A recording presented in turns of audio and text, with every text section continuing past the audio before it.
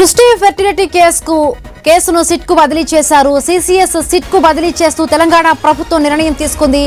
ఇప్పటి వరకు ఈ కేసులో 25 మంది అరెస్టు కాగా ప్రస్తుతం నిందితురాలు రిమాండ్లో ఉన్నారు. అటు డాక్టర్ నమ్రతపై 8 కేసులు నమోదయ్యాయి.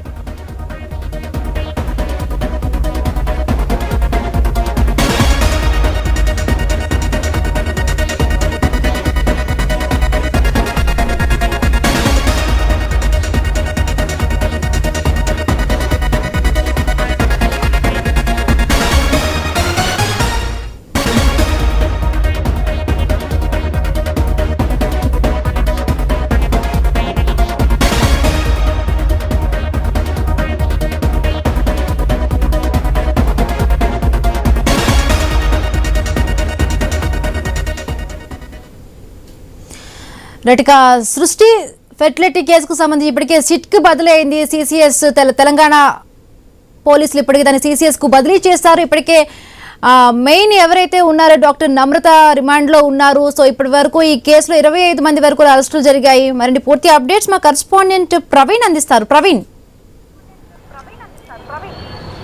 చూసుకుంటే మొత్తం టోగా సృష్టి కేసు నమోదు తర్వాత చాలా మంది బాధితులు పోలీసులను అప్రోచ్ అయినట్టుగా కూడా తెలుస్తుంది. అదేవిధంగా ఐవీఎఫ్ కోసం వచ్చిన వాళ్ళని సరోగసి వైపు మళ్లించారనే కూడా డీసీపీ తెలపడం జరిగింది. అదేవిధంగా ఒక జంటకు సరోగసి పేరుతో డబ్బులు తీసుకొని మొత్తం టోగా చనిపోయిన శిశువును కూడా ఇచ్చారంటూ కూడా అయితే డీసీపీ తెలపడం జరిగింది. అదేవిధంగా మొత్తం చూసుకుంటే అయితే మరో దంపతులకు వేరే వారి పిల్లల్ని ఇచ్చేసి డిఎన్ఏ మ్యాచ్ కాకపోవడంతో ఇది మొత్తం టోల్గా కూడా ఈ వ్యవహారం మొత్తం బయటకు వచ్చిందని కూడా తెలపడం జరిగింది. అదేవిధంగా తన మెడికల్ లైసెన్స్ నెంబర్తో పాటు తన పేరుతో కూడా అయితే లెటర్ ప్యాడ్ను నమ్రత అక్రమంగా వాడుకుంది అంటూ కూడా కొంతమంది తెలపడం జరుగుతుంది. అదేవిధంగా వైజాగ్కి చెందిన డాక్టర్ విద్యులతతో పాటు డాక్టర్ రవి, డాక్టర్ ఉషాలను కూడా మొత్తం టోల్గా ఈ కేసులో 3 డాక్టర్లను కూడా అరెస్ట్ చేయడం జరిగింది.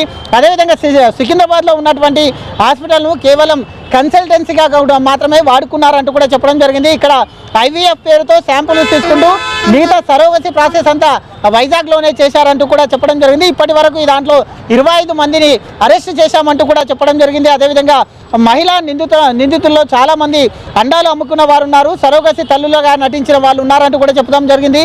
ఎవరైనా దంపతులు సరోగసి కోసం అప్రోచ్ అయ్యగానే వాళ్ళలో కొన్ని రోజుల తర్వాత ఒక అల్ట్రాస్కాన్ రిపోర్ట్ పంపుతున్నట్టుగా కూడా గుర్తించారు.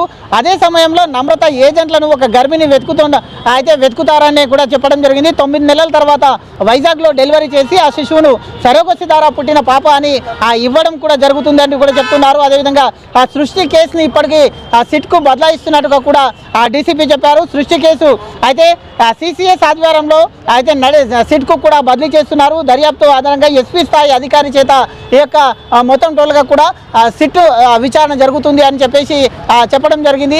దీంట్లో ఇంకా ఎంతమంది ఉన్నారు, దేశవ్యాప్తంగా ఎక్కడెక్కడ సృష్టి కేంద్రాలు ఉన్నాయి, హైదరాబాద్ వ్యాప్తంగానే కాకుండా మొత్తం టోల్గా కూడా 2 తెలుగు రాష్ట్రాల్లో కూడా సృష్టి కేంద్రాలు ఉన్నాయి. కాబట్టి ఈ యొక్క సృష్టి కేంద్రాలు ఇంకా దేశవ్యాప్తంగా ఎన్ని ఉన్నాయి, మెయిన్గా చూసుకుంటే దీంట్లో ఏజెంట్లుగా పనిచేసిన మంది ఎంతమంది ఉన్నారు, మొత్తం టోల్గా కూడా చూసుకుంటే దీంట్లో మొత్తం లావాదేవీలు ఏవైతే ఒక్కొక్క బిడ్డకు సంబంధించి 30 నుండి 40 లక్షల వరకు వసూలు చేశారు. కాబట్టి ఈ యొక్క లావాదేవీలను మొత్తం టోల్గా కూడా ఎక్కడ తరలించారు, ఎంతమంది సాయం చేశారు అనే కోణం లోపల పోలీసులు దర్యాప్తు చేస్తున్నారు. కాబట్టి మొత్తం ఈ కేసుకు సంబంధించి మొత్తం టోల్గా కూడా సిట్కు బదలాయిస్తున్నట్టుగా కూడా తెలుస్తున్నట్టుగా తెలుస్తుంది.